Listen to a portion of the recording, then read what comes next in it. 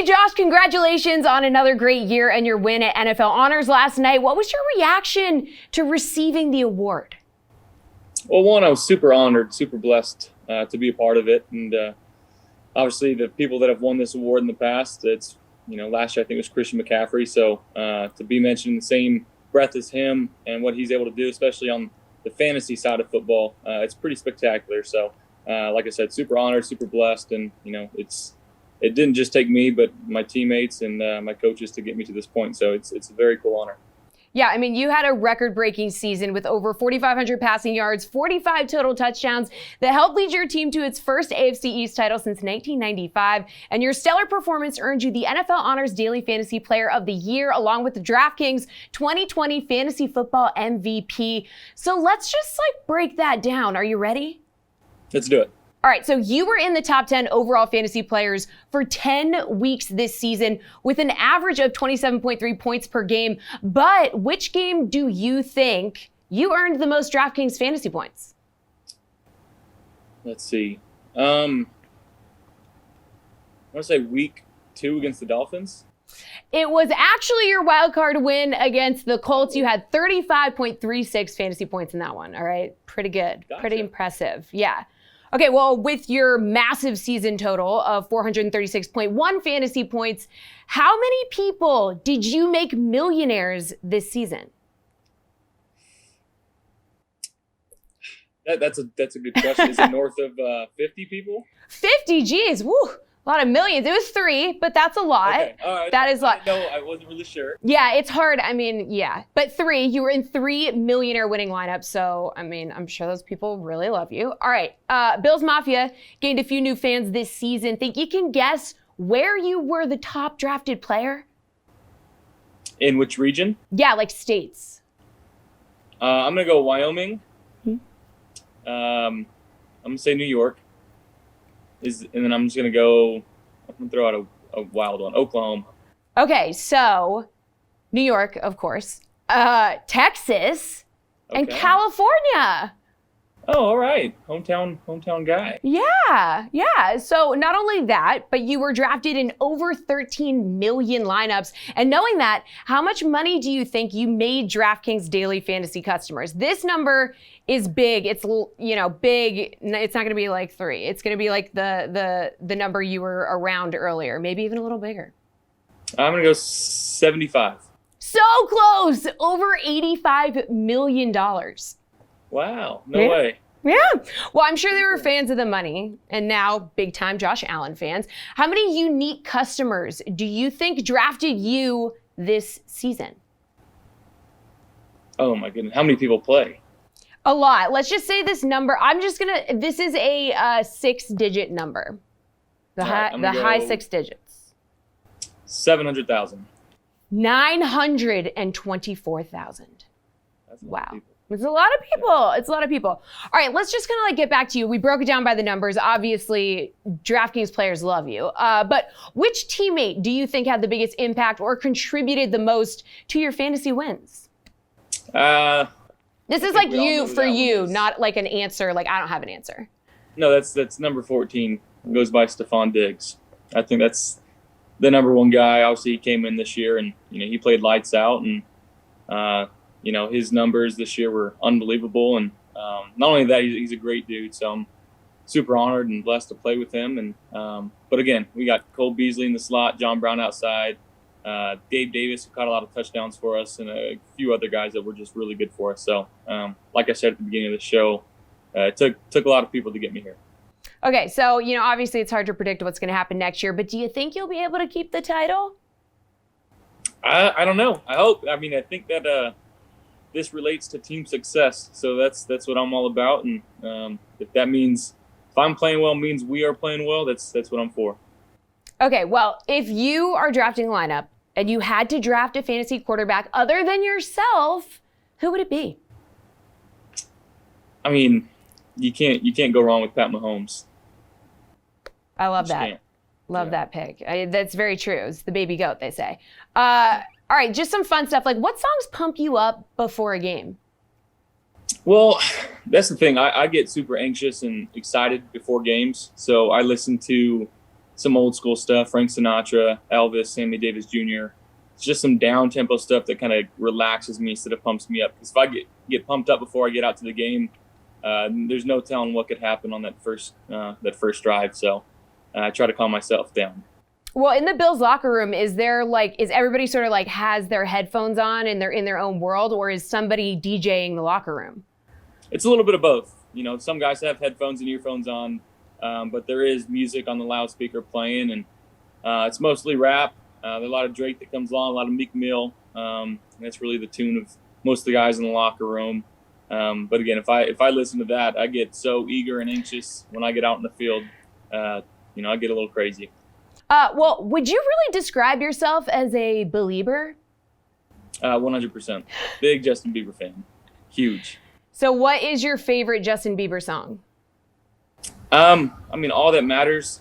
That's the one that pops to the top of my head when I know like every single word. I'm not going to sing it for you, so don't ask. But Confident, Backpack. I can name them all, to be honest.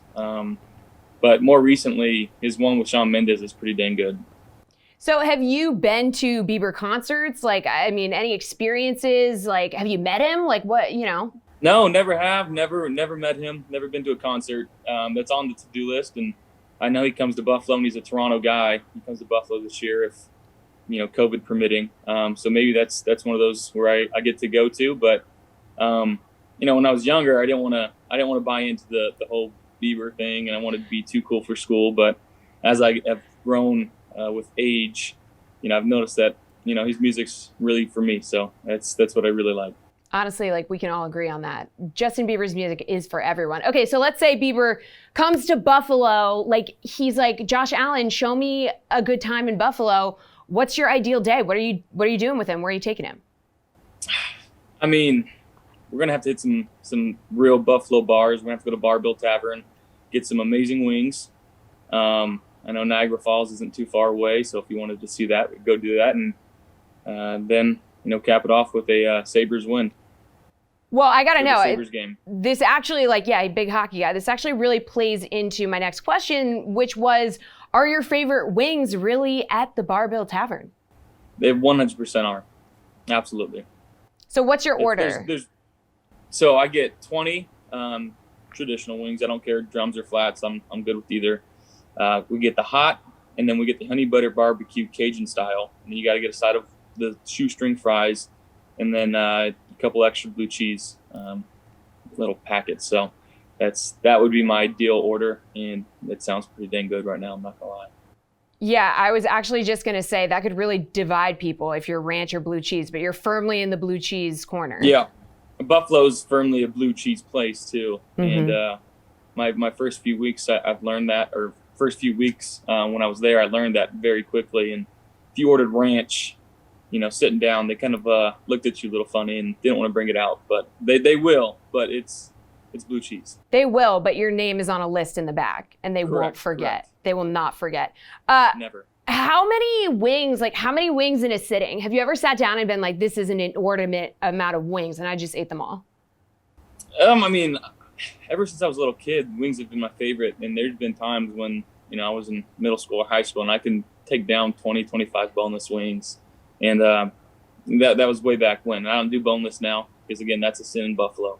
But if I really had to do it, I think I could take down 30 wings. I was just going to say, we got the big game snack down with Major League Eating. We're hosting it here on DraftKings coming up on Sunday. And I was going to say, how many could you take down in a sitting? So you're going 30. We got Joey Chestnut competing in this thing. I think he could probably do. I'm not beating him. Yeah. I'll compete, but I'm not going to beat him. Oh, okay. You'd compete. Well, that's good to know. We'll file that away. Yeah. But we talked before this interview started. You're in California right now. What plans do you have for the off season? Well, a lot of golf. It's one of my favorite things to do, and I live on a golf course, so might as well utilize that in the good weather out here. A couple beach trips, seeing family and friends, and after that, just a couple weeks, relaxation and trying to let my body heal up and back to the grind. Start throwing and working out again and trying to stay in shape. All right. Favorite course, what's your handicap? Have you played with anyone famous? Favorite course is Cragburn. And it's actually in East Aurora, which is near Buffalo. I'm a member there, and I'm no bias at all. So it's a fantastic course, and I love going out there. I have played with a few people. I played in the Tahoe tournament, the Celebrity tournament a couple years ago. I got to play with Vince Carter, which I grew up a huge Vince Carter fan, so that was really cool. Played with Golden Tate, Joe Mauer, and a couple other guys. Case Keenum was really good. Played with Andy Dalton, and then I got to meet a few other guys there. I met Rob Riggle, who's one of my favorite actors, and a couple other guys. But that was a really cool tournament, and I'm excited to play in that one again sometime in the near future. Any funny stories from like the course with those guys? I mean, I know a lot can happen on the golf course, and I did notice that you skipped telling me your handicap, but I won't ask you again. It's fine. Handicap. I'm right around a 12. Okay. I thought you were just like, no. No. I like to have fun on the golf course, and I don't take it too seriously, but it's one of those things where I do want to get better, and I'm trying to, and I got no doubt I will. But funny stories on the course, I don't know if I have any funny stories with those guys. I mean, I've got plenty of stories with my friends that I probably shouldn't share. So. Oh, please share one. Come on. I'll share one. Oh my goodness. Pick one that's like PG-13. It's like in the middle. I mean, just in college, we'd go out there and we'd consume a few adult beverages, and just seeing my buddies trying to hit a golf ball, who aren't very good in the first place, trying to hit a golf ball while they're intoxicated. Just, it was a sight to see. I got some good videos. I was gonna say, I bet you've got some really good videos on your phone. Do you recall longest drive you've ever managed? Yeah, people don't believe me, but I'm a long hitter, and I was in Denver at the time, and I hit one probably around 370, 375. Wow. Yeah. And we're in Denver, so the ball carries a little further, but I took home the long, and it happened to be on the long drive hole, so actually won little a deal there, so it was cool. I love it. Awesome. Good stuff, Josh. Well, I think it's safe to say, I mean, you had a huge year. You helped DraftKings players everywhere get skin in the game, and we can't wait to see what you do next season. Congratulations again to the NFL Honors Daily Fantasy Player of the Year and the DraftKings 2020 Fantasy Football MVP, the Josh Allen. Thanks so much. Thank you for having me on. Go Bills.